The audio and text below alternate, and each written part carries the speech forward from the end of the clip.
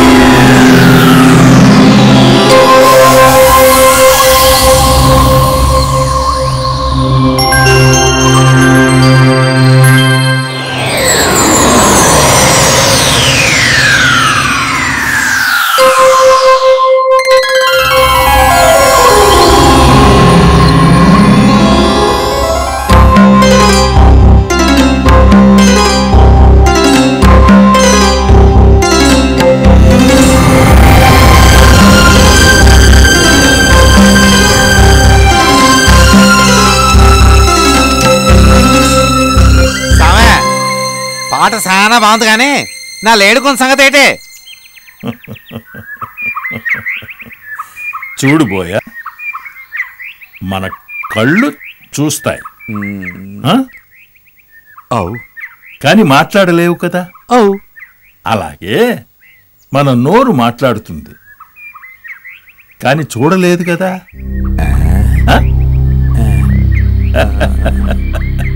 అలాంటప్పుడు చూడగలిగి మాట్లాడలేకపోతున్న కళ్ళని చూసి విచారించడమా, మాట్లాడుతున్న నోరు చూడకుండా మాట్లాడుతోందని కోపగించడమా?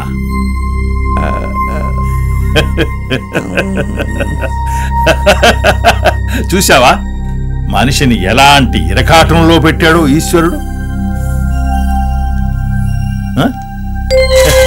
నిజమేనా చెప్పు? మాట్లాడలేవు. ఆహా, నీకు కోపం వస్తే మనిషికి మృగానికి తేడా ఉండదు. ఇప్పుడు చెప్పరా? మాట్లాడవే.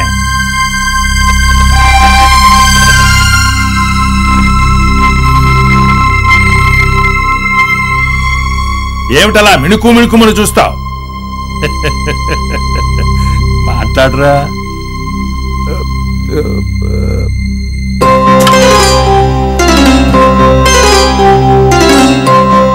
నానేం చెప్పాను స్వామి, అంతా నీ మాటే. ఈ మాట ఈ ఋషి నోటి వెంట వచ్చింది కాదురా, సాక్షాత్తు ఆ సర్వేశ్వరుడే పలికించిన దివ్యవాణి. నన్ను క్షమించు స్వామి. ఆ సాయీశ్వరుడు వినిపించిన సత్యవాణి.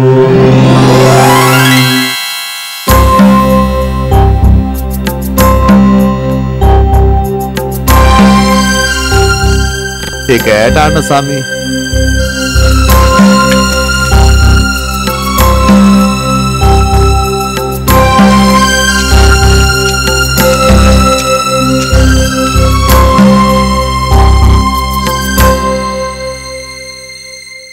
శిష్యులారా, చూశారా ఆ ఋషిపుంగవుని సమయోచిత సమస్య పరిష్కారం.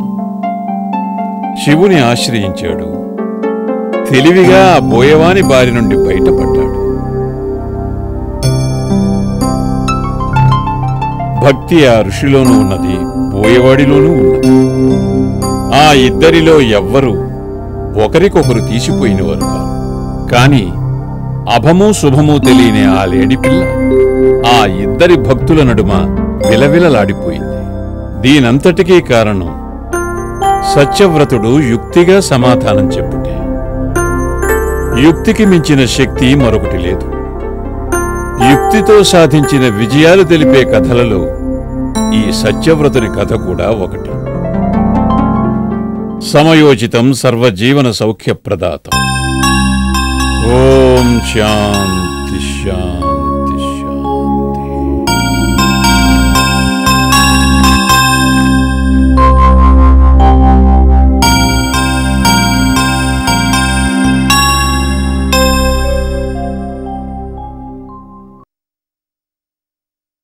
శిష్యులారా, మన పురాణములు, ఇతిహాసములు, ఉపనిషత్తులు మనకు బోధించిన విషయముల సారం ఒక్కటే. సన్మార్గమును పాటించువారలే సచ్చీలు, సచ్చీలురే సుఖజీవులు. అట్టి ప్రజలకు పుట్టిల్లు మన భారతదేశం. శిష్యులారా, ఇన్నాళ్ళు మీరు నాతో పాటు ఎన్నో క్షేత్రాలు దర్శించారు, ఎన్నో పుణ్యతీర్థాలలో స్నానమాచరించారు. అవన్నీ బాహ్యశుచి కోసం. కాని మీ మనసులు పరిశుభ్రంగా ఉంటేనే మనిషి జన్మ ధన్యమవుతుంది. నీతివంతుడే దైవానుగ్రహానికి పాత్రుడు. స్వార్థం, మోసం, ద్వేషం, దొంగతనం, జూదం మనిషిని దుఃఖసాగరంలో ముంచేవి. కనుక అటువంటి మార్గాలను అవలంబించకూడదు. మీలో కూడా ఆధ్యాత్మిక విలువలను నింపి మిమ్మల్ని కూడా మంచి మార్గంలో నడిపే విధంగా ఈ జన్మను ఆ భగవంతుడే ప్రసాదించాడు. ఇవి ఉపదేశాలు కావు, సత్యవాణి, ఉపనిషద్వాణి, వేదాంత సాగర సారం, పురాణాల కుసుమాంజలి. శిష్యులారా, మనలో చాలామంది ఈ లోకాన్ని ఉద్ధరించాలనుకుంటారు, ప్రజల్ని చైతన్యవంతుల్ని చెయ్యాలనుకుంటారు. కానీ ఈ లోకాన్ని, ప్రజల్ని ఉద్ధరించాలనుకునేవాళ్లు మొదట వారి జీవితాల్ని ఉద్ధరించుకోవాలి, చైతన్యవంతం చేసుకోవాలి, సన్మార్గంలో నడవాలి. చెడు మార్గాలను అవలంబించేవారు ఎప్పటికైనా దుఃఖాన్నే అనుభవిస్తారు. ఇవి రామాయణ మహాభారతాలు మనకు చెప్పిన సత్యాలు. తప్పులు చేసిన మనుషుల్లో పరివర్తన రావాలి. పరివర్తన ద్వారా మనలోని మాలిన్యం తొలగిపోతుంది. పవిత్రమైన భావంతో మనిషిగా బ్రతకాలి. అటువంటి జీవితమే శాశ్వతమైన ఆనందాన్ని పొందుతుంది.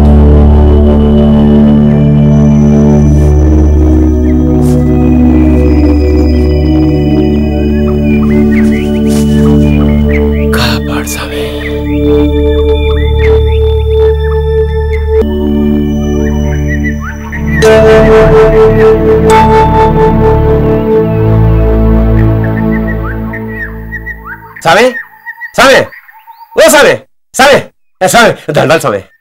ఇందాక నుంచి మీ మాటలు వింటా ఉన్నాను సామే. మీ మాటలు వింటుంటే మనసంతా ప్రశాంతంగా అయిపోయింది సామే. సామే, మీకు ఎంతమంది శిష్యులు ఉన్నారు కదా సామే, నన్ను కూడా శిష్యుడిగా చేసుకోండి సామే. ఏ గురువు అయినా ఎవరినైనా తన శిష్యునిగా స్వీకరించడానికి ముందు అతని గురించి తెలుసుకోవాలి. కనుక నీవే నీ గురించి చెప్పు. నీ వృత్తి ఏమిటి, నీ ప్రవృత్తి ఏమిటి? సరే, నా పేరు కనకయ్య సామె. నేను దొంగని. రాత్రంతా దొంగతనాలు చేస్తా, పగలు జోదం ఆడుతూ ఉంటాను సామె.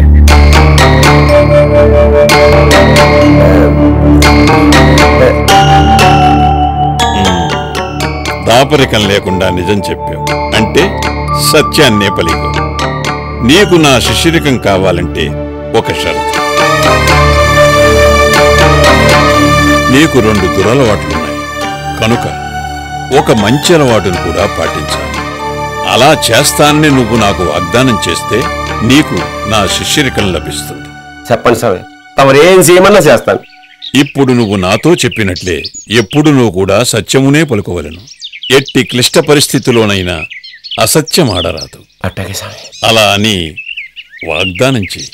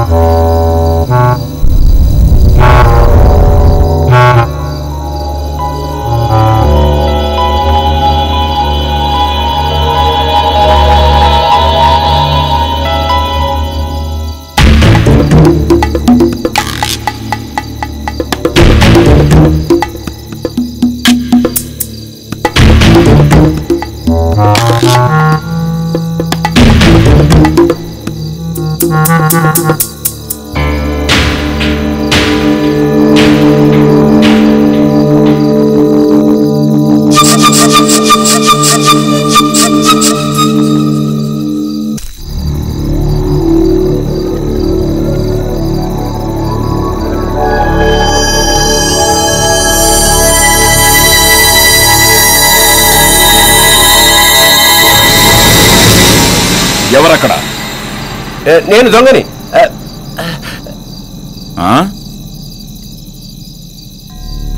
ఎవరి వింత మనిషి ధైర్యంగా దొంగ అంటున్నాడు? ఇతనెవరో చూసి తీరాలి.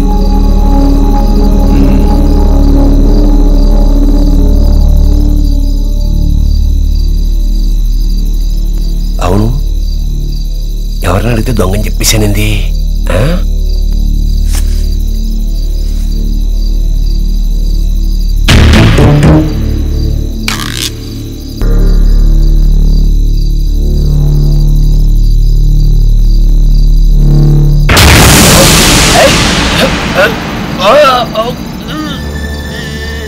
మిత్రమా, నేను నీలాగా దొంగనే. నువ్వెలా ప్రాణానికి తెగించొచ్చావో నేను కూడా అలాగే వచ్చాను. ఇద్దరం కలిసి దొంగతనం చేద్దాం. కలిసి దొంగతనం? అయితే ఓ షరతు, ఇద్దరం కలిసి దొంగతనం చేస్తాం కాబట్టి వచ్చిన దాంట్లో ఇద్దరం చిరుసగం పంచుకోవాలి. నువ్విక్కడే ఉండు, నేను వెళ్ళి తాళం చెవి తీసుకొస్తాను. తాళం చెవి?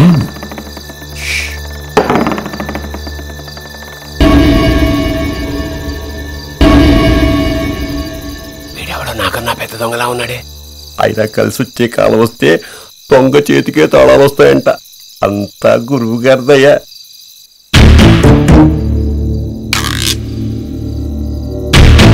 రా.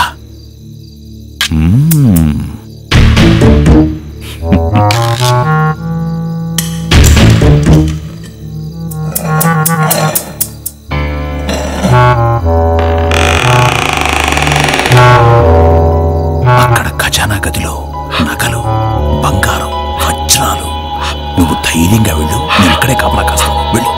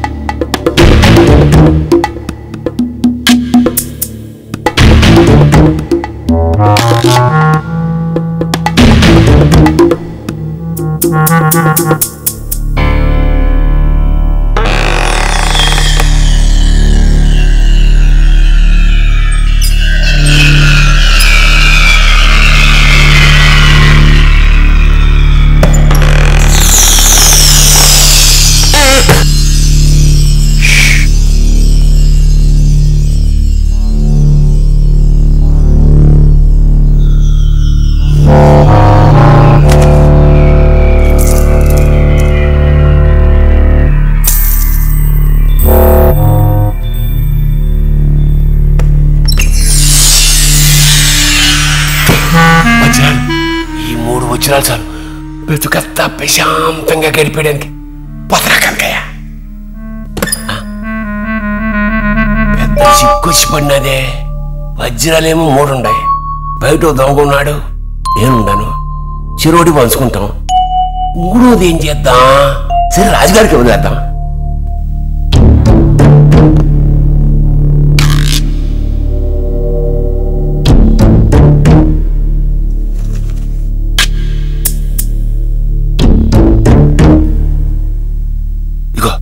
అక్కడ పెట్లో 3 వజ్రాలు ఉన్నాయి.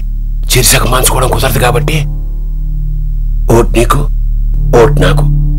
3 వజ్రాన్ని రాజుగారికి వదిలిస్తాను. అనుమానం ఉంటే లోపల పోయి చూసుకో.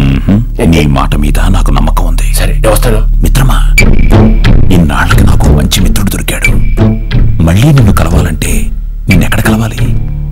ఇక్కడికి 5 కోసల దూరంలో ఓ పెద్ద అడవి ఉండాలి. అక్కడ చెట్టు కింద రోజు మేము సోదం ఆడుతూ ఉంటాం. నువ్వు ఎప్పుడైనా సరదాగా రావాలంటే రావచ్చు. నిన్ను మా దొంగలందరికీ పరిచయం చేస్తాను. వస్తాను. నువ్వు జాగ్రత్త, రాజభటులున్నారు.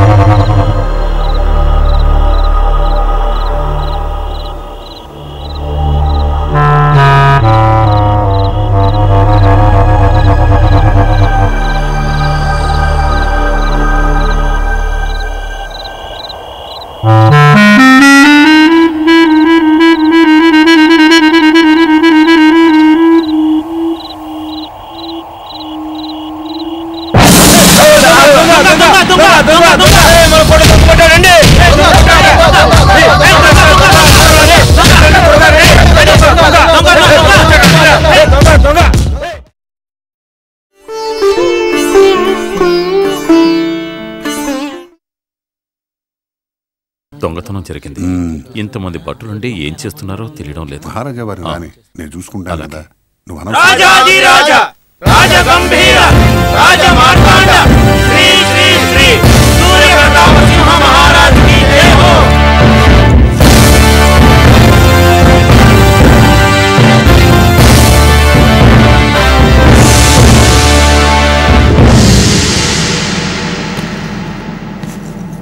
కూర్చోండి.